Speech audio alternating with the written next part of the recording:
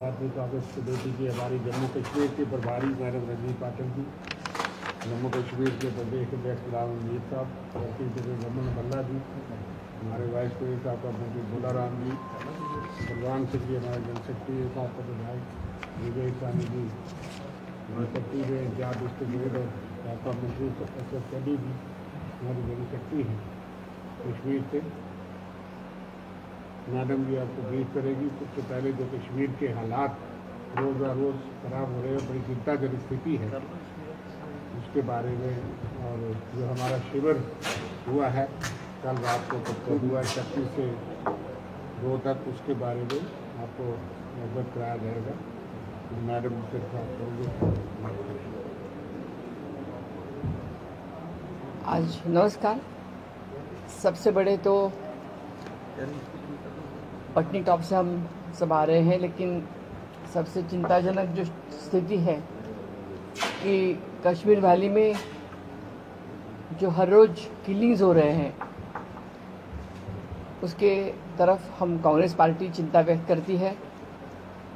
आज ही और 2 दिहाड़ी मजदूरों के किलिंग्स हो गए, कल एक बैंक मैनेजर का किलिंग हो गया, और दिन ब दिन ये किलिंग्स होते जा रहे हैं और उसके ऊपर कोई निर्बंध नहीं है। और हमें लगता है कि जिस तरह से एक सपना दिखाया गया था कि एक तरह से खुशहाली जम्मू कश्मीर में आई है, वैसे खुशहाली होते हुए नज़र नहीं आ रही है। जो बताया गया था on the floor of the house Amit Shah ji ने, वो सपना जो दिखाया गया था जम्मू कश्मीर के लोगों को, वो सपना कहीं खरे होते हुए नज़र नहीं आ रहा है। और आज तो देखा जाए तो कश्मीर वैली में हर कोई अपनी ज़िंदगी जो है वो अपना मुट्ठी में लेके घूम रहा है। ये वस्तुस्थिति है। मुझे लगता है कि ये स्थिति बहुत चिंताजनक है। आज उस स्थिति में देखा जाए तो 1990 की स्थिति याद आती है, और लास्ट पार्लियामेंट के सत्र में जब हम वहाँ पे थे उपस्थित, तो हर प्राइम मिनिस्टर से लेके हर व्यक्ति ने कश्मीर फाइल्स के ऊपर चर्चा की और कश्मीर फाइल्स के लेके उसके ऊपर चर्चा की, लेकिन कश्मीर फाइल्स वस्तुस्थिति में क्या है वो किसी ने जानने की कोशिश नहीं की। आज वो जो स्थिति 1990 की जो कश्मीर वैली में हो रही है, मुझे लगता है कि वो चिंताजनक है। उसके लिए कांग्रेस पार्टी की तरफ से हम मांग करते हैं कि जो हमारे भाई बहन वहाँ पे असुरक्षित महसूस करते हैं, जो वहाँ पे उनकी गोलियां मारकर हत्या की जा रही है, उनको सुरक्षित जगह पे उनको लाया जाए, कहीं पे भी जहाँ पे उनको सुरक्षा दी जाए, उनको सुरक्षित रखा जाए। ये जिम्मेदारी सिर्फ और सिर्फ एडमिनिस्ट्रेशन और सरकार की है, बाकी किसी की नहीं। तो उसकी सुरक्षा देना, उनका सुरक्षित रखना, ये सरकार की जिम्मेदारी है। वो जिम्मेदारी सरकार ने करनी चाहिए। जो मर गए हैं उनका पूरा का पूरा मुआवजा उनको देना चाहिए। उनके परिवार की जिम्मेदारी सरकार ने लेनी चाहिए, वो भी जिम्मेदारी सरकार ने बखूबी निभानी चाहिए। ये भी हमारी मांग हम यहाँ पे करते हैं। तीसरी हमारी मांग ये है कि जिस तरह से आज हालात श्रीनगर के एयरपोर्ट के आपके सामने आ रहे हैं, आपके मार्फत ही हम देख रहे हैं, वहाँ पे उस परिस्थिति पे काबू रखना ये सरकार की जिम्मेदारी है। वो भी सरकार ने करनी चाहिए, और जल्द से जल्द स्थिति सामान्य हो जाए, इसके लिए सरकार की जिम्मेदारी की, और पूरे देश में इसका संदेश जाना चाहिए कि जम्मू कश्मीर की स्थिति और परिस्थिति हालात सामान्य है। क्योंकि मैं यहाँ आई हूँ, मैं महाराष्ट्र से आती हूँ, मुझे भी हजारों फोन आ रहे हैं सुबह से कि आप तुरंत वहाँ से निकल जाओ। उनको मालूम नहीं कि मैं यहाँ पे ठीक हूँ, लेकिन जब टीवी देखते हैं, जब पेपर पढ़ते हैं, तो उनको लग रहा है कि मैं भी कहीं गड़बड़ में फंस न जाऊँ, इसलिए वो लग रहा है जल्दी से जल्दी निकल जाओ वहाँ से। उनको ये पता नहीं कि मैं जम्मू में हूँ, मैं अच्छी ठीक से हूँ। उनको लग रहा है कुछ गड़बड़ हो रही है, गड़बड़ होने वाली है। तो लोगों को इस असुरक्षितता का वो जो माहौल है, वो माहौल जल्दी से जल्दी खत्म होना चाहिए, और वो खत्म होने की जिम्मेदारी सरकार की है, ये हमारा कहना है, और वो सरकार ने जल्द से जल्द करना चाहिए। अब दूसरे विषय पे मैं आना चाहती हूँ कि हमारा 31 से लेके 31, 1 और 2 जून को हमारा नव संकल्प चिंतन शिविर पटनी टॉप में उधमपुर डिस्ट्रिक्ट में हुआ। वो शिविर था जो हमारा उदयपुर में शिविर हुआ था 14, 15, 16 मई को। उदयपुर में हमारा ऑल इंडिया कांग्रेस कमेटी का नवसंकल्प चिंतन शिविर हुआ था। ऑल इंडिया कांग्रेस कमेटी का जो शिविर हुआ था उसमें 422 लोगों का शिविर हुआ था और उसमें हमारे नेता सोनिया गांधी जी, हमारे नेता राहुल गांधी जी और सभी ऑल इंडिया कांग्रेस कमेटी के वरिष्ठ नेतागण उपस्थित थे, जिसमें हम लोगों ने कुछ निर्णय लिए थे और उन निर्णयों की निर्णय जो लिए थे उस निर्णयों के अनुसार ये तय हुआ था कि उस निर्णय के अनुसार 2-2 दिन का एक शिविर हर स्टेट में 1 और 2 मई को लिया जाए, जून को लिया जाए।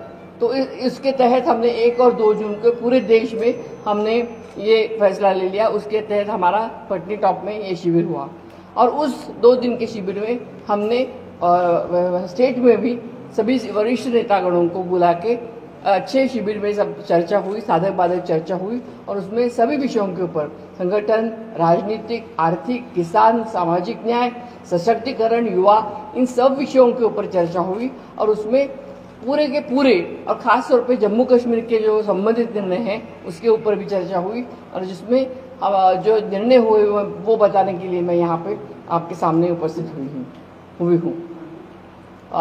एक तो जो हमारा डिक्लेरेशन हुआ है उसके प्रति डिटेल आपको शायद मिला देंगे आपको दे देंगे। लेकिन मोटा मोटी जो मैं आपको बताना चाहती हूँ कि उसमें जो निर्णय हुए उसमें कांग्रेस के पब्लिक इंसाइट डिपार्टमेंट तैयार करने के लिए हमारा निर्णय जो AICC के अनुरूप हुआ है वो हमने किया है। राष्ट्रीय ट्रेनिंग डिपार्टमेंट शुरू करने का एक निर्णय हुआ है और इलेक्शन मैनेजमेंट डिपार्टमेंट शुरू करने का निर्णय हुआ है। राष्ट्रीय स्तर से जो हमारे बहुत सारे बूथ से लेके आगे बहुत सारी हमारे जो पोस्ट है, इकाइयाँ वो खाली है, वो आगे आने वाले 80 से 90 से 180 दिनों में पूरा करने के लिए हमने तय किया गया है। वो सब खाली पद हमारे भर जाएंगे, वो 180 दिन का हमने समय दिया है। प्रत्येक राज्य स्तर पे पॉलिटिकल अफेयर कमेटी हम करेंगे। पॉलिटिकल अफेयर्स कमेटी का मतलब है 5 से 6 लोगों की हम कमेटी करेंगे। एक अध्यक्ष सिर्फ निर्णय नहीं लेंगे, सामूहिक नेतृत्व की कल्पना इसके पीछे है। हमारे प्रमुख 5-6 लोग जो होते हैं हर स्टेट में, उनकी अफेयर कमेटी होगी और वो सब मिलकर निर्णय लेंगे। 50% ऑफिस बेरर 50 साल के उम्र के नीचे होंगे, यानी यंग लोगों के लिए स्थान दिया जाएगा। एक व्यक्ति और एक पद, ये हमारे निर्णय का स्थान होगा कि जो हमारे एक ही व्यक्ति यहाँ का भी अध्यक्ष होता है, वहाँ का भी अध्यक्ष होता है, यूथ कांग्रेस में भी होता है, तो वो नहीं होगा। हमारा एक व्यक्ति और एक पद होगा और एक व्यक्ति 5 साल से ऊपर एक पोस्ट पे रहेगा नहीं। ये हमारे निर्णय हुए हैं। उस निर्णय का अनुसरण करके हमारे इसके आगे के निर्णय होंगे। ये हमारा यहाँ पे भी अनुसरण हुआ है।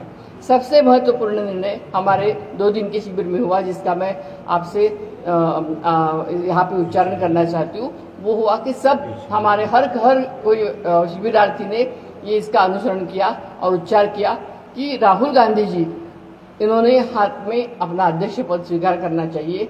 इसका हर एक ने उच्चारण किया और इसका स्वीकार किया कि इसके आगे जो आने वाले समय में राहुल गांधी जी ने इस ऑल इंडिया कांग्रेस का अध्यक्ष पद स्वीकार करना चाहिए, क्योंकि जिस तरह से हेट और इस राजनीति चल रही है, हेट की राजनीति मोदी जी के नेतृत्व में चल रही है और जिस तरह से विद्वेष और राजनीतिकरण, ध्रुवीकरण करने की राजनीति चल रही है, इसको अगर कोई जवाब दे सकता है तो वो राहुल गांधी जी कर सकते हैं। राहुल गांधी जी जिस तरह से लड़ाई गए 20 साल से कर रहे हैं, वही एक अकेला है कि बंदा है कि जो इसका जवाब दे सकता है। हमारा कांग्रेस की जो विचारधारा है वो विचारधारा को आगे ले जा सकते हैं, इसका हमें पूरा विश्वास है और इसलिए राहुल गांधी जी के ऊपर पूरा विश्वास रखकर हमारे सबने मांग की है कि राहुल गांधी जी ने अध्यक्ष पद का स्वीकार करना चाहिए। और बाकी सब चीज़ें जो हमने वहाँ पे डिक्लेरेशन पटनी टॉप में किया है, उसकी कॉपी हम आपको दे देंगे। अगर आपको कुछ सवाल पूछने हैं तो आप पूछ सकते हैं। मैडम, कांग्रेस के कुछ नेताओं की तरफ से जो आपने कुछ नेताओं को शो कॉज नोटिस भी इशू किया है, जो एक पैरेलल सेम इवेंट ऑर्गेनाइज कर रहे थे कश्मीर घाटी में, क्या डिसीजन जो है पार्टी लीडरशिप की तरफ से लिया जाएगा उनको लेकर, क्या कारण? जो इशू जो नोटिस किया है इसका मैं जानकारी ले लूँगी। मैंने तो कोई इशू नोटिस किया नहीं है, प्रदेश कांग्रेस ने किया होगा, मैं उसकी जानकारी ले लेती हूँ। मैडम, राहुल गांधी को फिर से एक ईडी की तरफ से समन इशू किया गया है। उससे पहले हमने देखा कि सोनिया गांधी जी और राहुल गांधी को भी पहले भी एक समन दिया गया है, तो इस बारे में क्या कहेंगे जो ईडी की तरफ से 2 बार उन्हें समन आ चुके हैं नेशनल हेराल्ड केस? 8 साल पहले नेशनल हेराल्ड केस में जो समन इशू किया था वो केस में कुछ दम नहीं था, क्योंकि आपको सबको मालूम है नेशनल हेराल्ड केस ब्रिटिशों के पहले जब ये केस रही थी, उसके 90 करोड़ रुपए उसके ऊपर कर्जा था। फिर उसको जो रिवाइज करते केस उस तरह से उन्होंने यंग इंडिया करके किया था, तो वो केस पूरा बंद हुआ था। उसके बाद में अभी फिर अचानक से वो रीओपन करके, जिसमें पैसों का कोई मतलब ही नहीं है, पैसों का पॉलिटिकल वेंडेटा आगे करके उन्होंने ये मैडम सोनिया जी को और राहुल जी को उसमें आगे लाने की कोशिश की है। जिस तरह से आप देख रहे हैं महाराष्ट्र में भी हर एक को ईडी, उनका ईडी तो उनके घर का जैसे नौकर जैसे उसका वो इस्तेमाल कर रहे हैं, सीबीआई और ईडी इसका वो इस्तेमाल कर रहे हैं। मुझे लगता है कि इस तरह से पॉलिटिकल वेंडेटा करने से कोई फायदा होगा नहीं। इसके आगे भी इतिहास में देखा जाए तो जिस तरह से इंदिरा जी के टाइम पे भी उन्होंने अगर इस तरह से उपयोग किया, उसका उनको उल्टा बुमराह हुआ है। अगर करेंगे तो उसका उल्टा उपयोग होगा उनको। आप क्या कहते हैं कि ईडी को इन्वेस्टिगेशन नहीं करनी चाहिए? नहीं, इसमें ईडी कब इन्वेस्टिगेट करते हैं? जब पैसों का इसमें इस्तेमाल होता है, तो इसमें पैसों का कुछ हुआ ही नहीं है, तो इसमें क्या, इसमें दम क्या है? सब कागज आगे उनके किए थे, लेकिन उसमें कुछ दम नहीं था, इसलिए बंद किया गया था। फिर उसमें ओपन करने की क्या आवश्यकता थी? फिर दिखाएंगे कागज। जिस तरीके से कश्मीर के हालात हैं, आपको क्या लगता है जो 90 में, क्योंकि जो कश्मीरी पंडित वहाँ से माइग्रेट करके आ रहे हैं, बोले कि 90 जैसा हाल एक बार फिर हुआ है। आप उसको कांग्रेस रूप में रही है, क्या लगता है क्या इसका नतीजा हो सकता है? किस तरह से इसे कहीं ना कहीं काउंटर किया जा सकता है, निपटा जा सकता है? बहुत गंभीर सिचुएशन मुझे लगती है आगे, क्योंकि 90 में भी ऐसे हुआ था। और अगर आपको याद है तब गवर्नमेंट अलग थी, लेकिन गवर्नमेंट का सपोर्ट बीजेपी ने दिया था और राज्यपाल भी बीजेपी का था। इस बार भी वैसे ही था, वैसे ही सिचुएशन है। और मुझे ये लगता है कि इस तरह से इतना असुरक्षित जीवन जीना, कश्मीरी पंडित हो या मुसलमान हो या कोई भी हो, उसको इस तरह से असुरक्षित जीवन जीना कश्मीर में, ये मुझे लगता है कि अच्छा नहीं है अपने देश में सुरक्षित जिंदगी देना। क्या कांग्रेस मौजूदा हालात में बीजेपी की जो कश्मीर के हालात को सुधारने के लिए कांग्रेस आगे आएगी?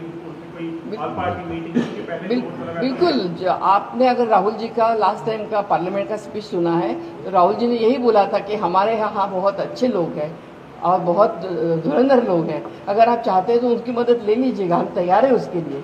अगर आपने उनका भाषण सुना होगा तो हम तैयार हैं, और कांग्रेस पार्टी के लोग हमेशा तैयार है। ऐसे देश में या प्रदेश में कोई संकट आता है तो हम बिल्कुल तैयार हैं मदद करने के लिए। जितने भी एम्प्लॉइज कश्मीर के अंदर काम कर रहे हैं वो जम्मू आ चुके हैं वापस, उनकी एक ही मांग है कि हमें जम्मू जो है यही ट्रांसफर किया जाए, लेकिन एडमिनिस्ट्रेशन कह रहा है कि उन्हें कश्मीर के अंदर ही सेफर प्लेसेस पर पोस्ट किया जाएगा। इससे कांग्रेस कैसा समर्थन करती है, कैसे देखती है? हमारा हाई लेवल टीम हमारे अध्यक्ष अमीर साहब और भल्ला साहब के नेतृत्व में गया था, और हमने यही डिमांड की है कि उनको सुरक्षित जगह पे लिया जाए, क्योंकि उनको ज़्यादातर सुरक्षा नहीं। एक शिक्षिका थी, उनके यहाँ मैं खुद गई थी, वो भी जम्मू की थी, उनको भी गोली मारकर हत्या कर दी गई। एक लड़का था, वो शिक्षक था, उनको भी गोली मारकर हत्या की, उनको भी घर पे मैं गई थी, उनके घर पे। लेकिन अगर इस तरह से मार दिया गया, अगर उनको नौकरी देकर वो यहाँ से बच्चे जाते हैं, उनके परिवार को अगर मालूम नहीं कि वो वापस आएंगे कि नहीं, तो वो कैसे नौकरी करेंगे? एडमिनिस्ट्रेशन तो कह रही है कि हम सेफर प्लेसेस पे करेंगे ट्रांसफर, लेकिन वो कह रहे हैं कि हमें जम्मू चाहिए, हमें कश्मीर में जॉब नहीं करना है। इसे कांग्रेस कैसे? तो हम ये जो सुरक्षित वातावरण देना है वो सरकार का और एडमिनिस्ट्रेशन का काम है। तो ये काम इनकी जिम्मेदारी नहीं है कि अगर अपने ही प्रदेश में वो सुरक्षितता नहीं दे सकते, तो this is a failure of the administration and the government. तो ये फेल्यूर है उनका। तो क्या आप एलजी मनोज सिन्हा को इस सब का जिम्मेदार ठहराती हैं? तो किसको जिम्मेदार ठहराएंगे?